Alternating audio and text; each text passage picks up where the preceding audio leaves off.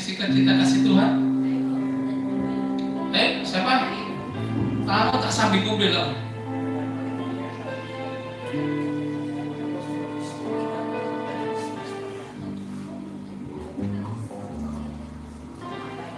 Ko Yosef?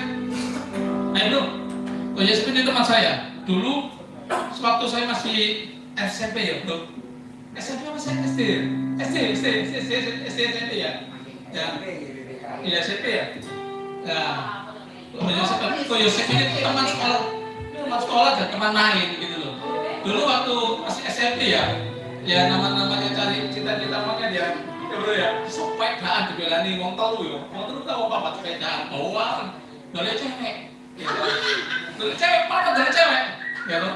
Sampai ke Kaljudan Madya sampai kemana-mana sama ini Ko Yosef ini. Ini teman dulu, sekarang kembali lagi, kita ketemu lagi ya bro ya. Satunya sudah ada di Jawa Tengah ya, Abed anaknya Mak Eni ya, satunya siapa? Hadi, anaknya Pak Poki. Ya, kita berempat waktu itu. Oh, warna ngontel, kemperinget, nang omane arek wetok ya. Arek wetok wis kate soge bisa nih, omah gede, ini keringetan kok, wis kumus tapi kita arek wetok. Ditolak di sini. Ayo kok bingung rek, papat musuh siji. Haleluya. Perkenalkan nama saya Yosef ya. Mungkin sudah banyak yang tahu, termasuk historii saya dulu ya. Pak Bambang pemain musik historii saya dulu. Ya, semua pada kenal. Ya, saya mau menceritakan kebaikan Tuhan bagi diri saya. Yang mana intinya gini loh. Kalau kita sebagai orang percaya, orang benar, mengandalkan Tuhan, itu bukan hal yang mudah, bukan hal yang gampang ya. Di masa suka, masa sulit itu Tuhan menguji, Tuhan mengizinkan. Jadi kalau kita anak-anak Tuhan, orang percaya, orang gereja, orang Kristen, apapun lah sebutannya, kalau engkau atau saya di masa suka, di masa sulit, tetaplah bertahan di dalam iman. Amen. Itu tidak mudah, tidak gampang, banyak tantangannya. Iya. Saya menceritakan flashback ya. Ketika saya 2019 bulan Desember, Bapak saya dipanggil Tuhan. Tahun 2020 awal itu masih saya nyaman ya, masih nyaman. Tapi ketika ada pemberitahuan dari pemerintah Singapura bahwa mereka akan tutup mulai Februari, itu langsung saya mateng, menulis. Rasanya saya kerja di salah satu ya media sosial internasional gitu ya, kerjasama dengan Indonesia seperti itu. Biasanya saya bisa jalan-jalan, biasanya saya bisa bepergian dengan mudah dan gratis. Pada waktu 2020 Maret sampai 2023 itu nggak ada job sama sekali. Jadi cukup lama, ya pelayanan ya tutup ya kan, doa melalui WA ya kan. Tuhan pelihara, ya Tuhan pelihara. Sempat utang, iya, tapi tak bayar saudara. Jangan sampai utang nggak dibayar. Tuhan bayar utangku ya, itu melama ya. Kalau kita ngutang ya kita harus bayar ya. Jual semuanya, iya. Untuk ya nggak ada pemasukan, terus terang aja. Kamera 3 amblas, lensa 5 amblas, tripod 2 entek. Handycam, semua entek kan Pak, bukan tak gadein, tak jual. Tak jual murah-murah. Yang penting itu duit gitu ya. Gak ada pekerjaan kan ya, itu ya Tuhan pelihara, iya. Terus akhirnya tahun 2023 saya dapat kesempatan untuk memperoleh hasil. Saya diundang lagi untuk tes itu. Waduh, tes ini ya saya yakin aja lolos ya, memang lolos memang. Cuman saya tuh vakum saudara. Saya tuh vakum ya, vakum hampir setahun ya. Ini atau enggak dikaryakan lagi gitu ya. Ya saya nggak ada pekerjaan saudara, sempat melamar kerjaan jadi sales gitu ya, ada rasa saudara. Saya apa ya, saya nggak bakat jadi sales walaupun saya bisa jualan ya, omsetnya lebih target iya, cuma saya tuh nggak merasa enjoy gitu, apa gitu ya, pelayanan ya senang aja gitu ya. Tapi apa yang saya lakukan ini adalah akibat dari saya tuh belani satu teman. Bro, apa pula videographer ya? Iya. Emang ngono bro, gereja-gereja sih nggak duwe channel YouTube, sumpah jarono.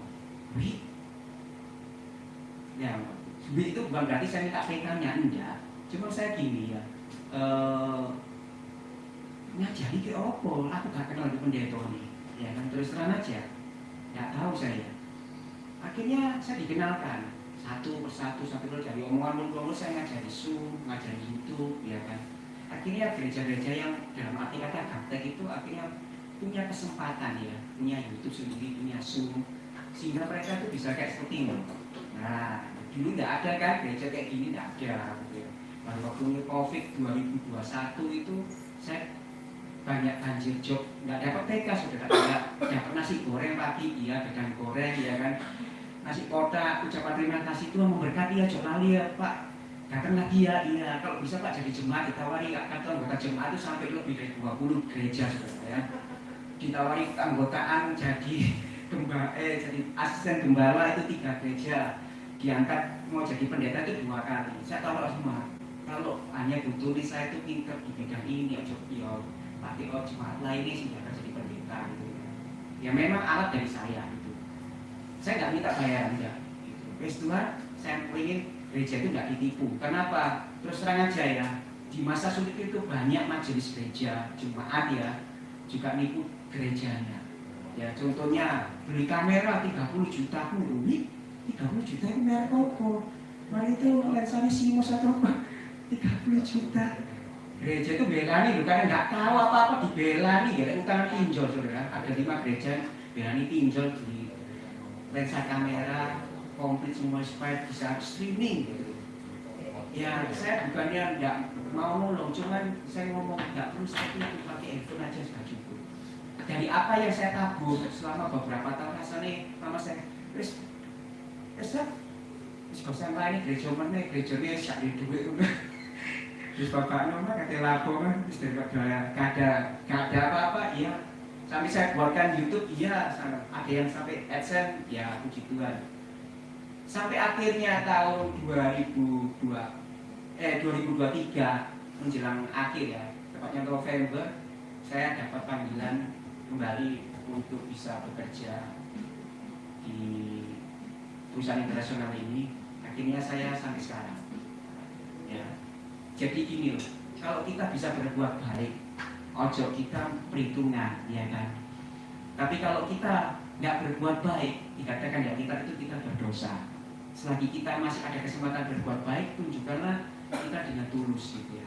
Jangan kita memanfaatkan keadaan, cari kesempatan di dalam kesempitan. Ya saya menghimbau supaya anak Tuhan itu jadi teladan di dalam perbuatan baik. Saya memang nggak banyak bicara dalam hal berkhotbah atau apa ya. Saya diajak berkhotbah, nggak dibayar, dia puji Tuhan nggak apa-apa. Karena saya nggak minta gitu loh. Saya mendoakan orang pada waktu COVID. Sampai 5 orang COVID, saya nggak ketular saudara, puji Tuhan. Ya itu semua kebaikan Tuhan. Karena saya tahu, bukan karena hebatnya saya, tapi Yesus yang saya layani itu tahu apa yang saya butuhkan, apa yang saya hadapi. Jadi apapun, kalau di masa sukar, rasanya kering ya, kering gitu. Saya pernah ketika doa, Abraham mengucapkan doa itu berapa Jos? Ya 25 tahun. Daud ketika diurapi Samuel langsung jadi raja, Jos? Enggak, jadi buronan dulu kan, jadi buronan Raja Saul gitu. Dan ketika masa sukar itulah Tuhan memperlihatkan belas kasih karunia. Banyak yang nolong saya melalui orang-orang yang tidak saya kenal.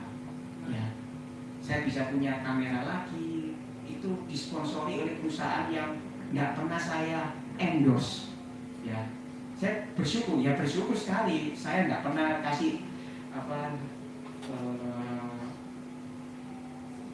lamaran gitu enggak. Gitu. Yang saya pun percaya itu kasih karunia Tuhan.